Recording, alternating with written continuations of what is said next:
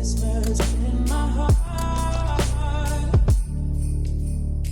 friends, it's Robin. Welcome back to my channel. Today we are wrapping up my fall TBR. I'm going to be fully transparent.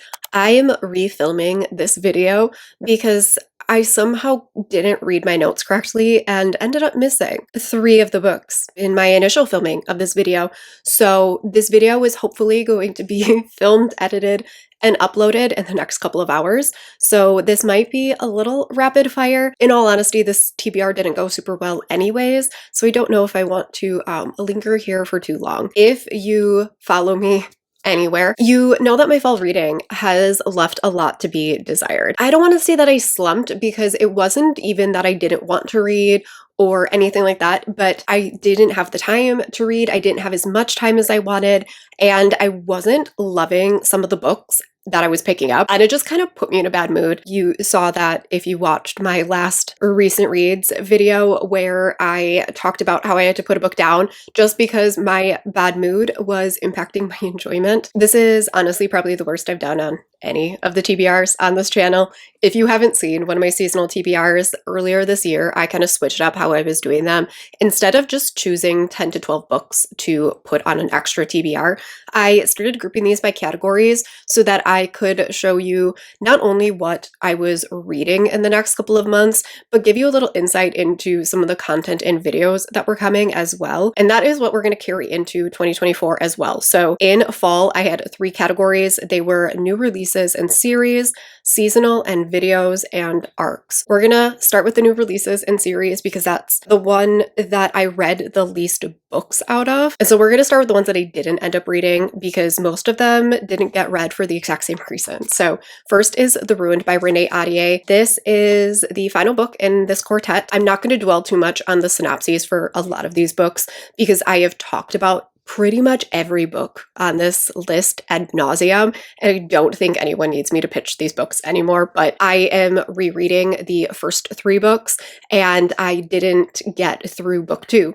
I have started it, I haven't finished it, and so I originally thought maybe I would just stop my reread and pick this up. There's no reason for me to rush into this book. It's not for a video, it's not for review or anything like that, so I'm going to continue with my reread, and whenever I get to this, I get to it. The same thing goes for A Grim and Sunken Vow by Ashley Shuttleworth. This is the next book in the, maybe it's just Hollow Star saga, but this is the next book. Again, I don't have this for a video or for review or anything like that. And the first 2 books are very chunky. I think every book in the series is well over 500 pages. And with my reading not being great, I just have not wanted to commit to 2,000 pages of reading for a series that isn't going towards content. But at some point, I'm going to pick the series back up. And then the last one for this little category is Endless Terrors by KJ Sutton. This is the 5th book in the Fortuna series, and the audiobook for this one does not come out until February. So the physical and ebook and stuff like that are already out, but the audiobook is going to take a couple of months yet. And since I'm rereading the books on audio, I kind of decided I want to continue on with the audiobook so that I'm not switching to a physical reading experience like halfway through, and we're going to read it probably in March, not in February. I will talk about my February situation in some upcoming videos, but I have overextended myself from pretty much now through March. And so it's going to be an interesting time, but at some point I will read it. And then the last book in this category that I didn't read was, I wanted to read 4 more books in the Satan-verse. I think these were the ones that I chose right here. And I read 0 of them. I didn't read a single one. There's not been a single book that I've read from these authors that I hated. So I should just go to these when I'm struggle busing, but I didn't. And that means that my Reader's Guide to the Satan-verse video that I had slotted for January is probably not going to happen because these 2 release books at rapid fire rates. Sax and James shared a little graphic. They released like 8 or 9 books this year, and I think I've read 1 of them. And so not only am I still behind on their backlist, but I'm falling further behind because they're releasing so many books. So I really want to do that video in the first quarter of 2024. Will that happen? Probably not, based on what I've allotted for myself at the beginning of the year, but it's going to come at some point. I am bound and determined to do that video in 2024. I will say that this is getting moved to my winter TBR, so if you watch, I think it's going to be tomorrow's video, maybe you'll see these again. And then I did read 2 books in this category. Yay. The first was Madam by Sarah Kate, which again, I talked about yesterday in that recent reads, so I'm not going to talk too much about this. It was polyamorous. It was FFM, which I did really appreciate. I've read, I don't know, 6, 7, 8 polyamorous romances this year, and I think this was the only one that was FFM out of all of them. And so I did appreciate that a lot. I gave this 4 stars. It was a good time. I am excited to see what Sarah Kate does with the spinoff of this. And then the other one that I did read was Charming as Hell by Sarah Blue. I talk about this every single time I talk about this series, but this series might not be like the best written or the most intellectual, challenging book ever, but damn, is it a good time. I have such a good time reading this book. It is so entertaining. It is really steamy. The characters are fun. The plot is fun and ridiculous. And it is like that perfect escapist read where you can just open up this book, get lost in this chaotic world, and just enjoy yourself. And sometimes that is exactly what I need. This might actually be my favorite of the series so far. This was another polyamorous romance. We have a throuple and a fourth. I don't really talk about the plot of this book whenever I talk about it because if you do want to read this whole series, I guess the plot is a little bit spoilery. There's not a ton of plot in this series. Just don't want to spoil it in case anyone does want to read it. But if you don't want to read the first 2 books, you could very easily pick up any of these books. The plot is not that complex that you're not going to be able to catch on to what is happening. You're going to miss a little bit of insight and context, but you'll be able to catch on pretty quickly, which takes us right into the next category, which is the seasonal books and books for videos. This is where I messed up in the last attempt of filming this video because I only shared the DNFs and I forgot to share all the ones that I did read. It was not a win of a category. So let's go over the DNFs first, get those ones out of the way. And again, I'm going to keep these pretty short and sweet because I've talked about all of these except for one. Starling House by Alex E. Harrow. I've talked about this in a couple of videos. I don't remember which ones, but this just wasn't what I wanted. It was pitched as dark and gothic and eerie, and it didn't give any of that. Instead, it gave fairy tale, good versus evil, and I just wasn't interested. I got over halfway into this, and this is not a long book. This book is 300 pages. I was so unbelievably bored. I didn't care how any of it worked out. I wasn't enjoying like the themes that were in here. I just didn't care. The other one that I've talked about, I just talked about it yesterday as well, was The Vampire King by Kenya Wright. This was a book I DNF'd. Cool premise, not my favorite execution. It was repetitive, it was slow. It just didn't work for me. And then the last DNF was Heart Haunt Havoc by Freda's Moon. I DNF'd this one because I got scared. I probably got maybe 5-6 pages in. I didn't get far enough to make any sort of judgments about this book, but our main character walks into the house and the other main character is like talking to him and he looks up and he sees this creepy as fuck specter demon thing and is talking about how creepy it is and how the other character doesn't know that it's there. And I was like, nope, absolutely not. It didn't help that it was the middle of the night. I'm like in bed in the dark by myself. We'll see. Maybe I'll try it again and not in the middle of the night in the dark. But now I'm going to talk about the books that I did read because I forgot that. I read Hollow by C.M. Nascosta and I wish I could unread it. If I could go back in time and not read this book, I would. It is one of the worst things I've ever read. Because this is a 2-in-1 book. That first book, I want to bleach out of my brain. Everything about it, I hated. I want this to be the last time that I ever talk about this book because it was really bad. It was really, really, really bad. The second one wasn't as bad, but when you team it up with that first one, the C.M. Nascosta and I are officially done. And then I read Her Soul to Take by Harley LaRoe, which I gave 3 stars. I barely remember what this book is about. And I'm not continuing on with the series because the rest of the books in the series are actually this same timeline. And you go back to the beginning and read about this same situation from a different couple. And I don't care.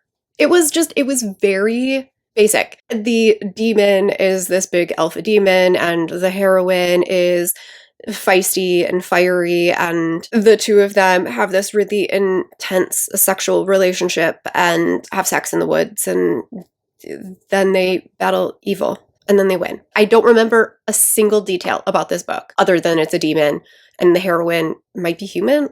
I don't know. It is 100% gone from my brain. But I did have one win in this category, and that was One Dark Window by Rachel Gillig, another book that I've talked about a bajillion times because I love this. I have said a couple of times that it's my favorite duology, and I stand by it. It was just outside my comfort zone enough, but like had enough elements that I was wholly invested from start to finish. I loved the magic. I loved the characters.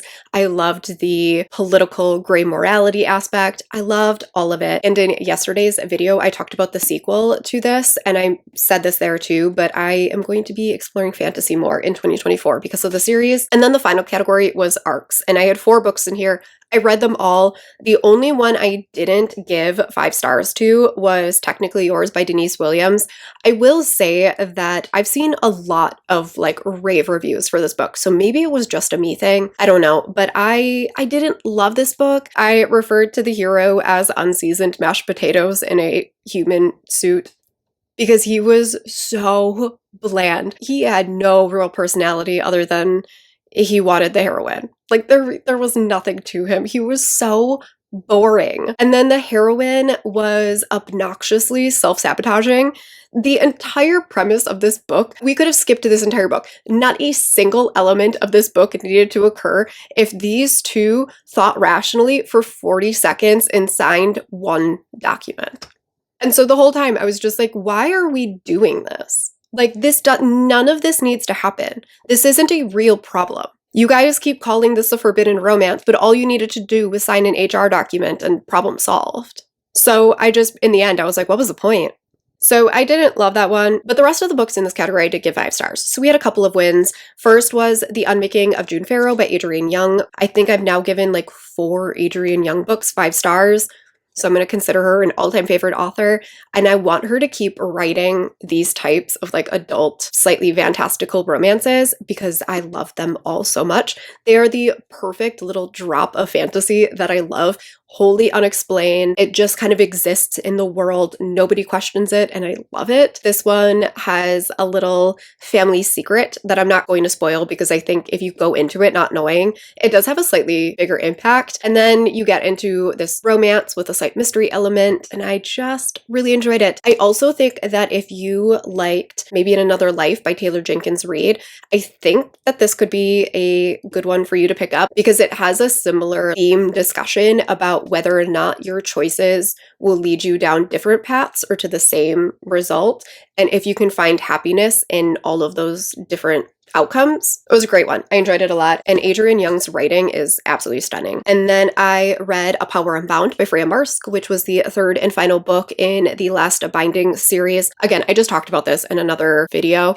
so I'm not going to linger here. I thought it was a great wrap up to the series. Didn't go where I thought it was going to go, and it was really, really satisfying. So it was a really solid end to a series. And then the last book on this entire list is Stars in Your Eyes by Kacen Callender.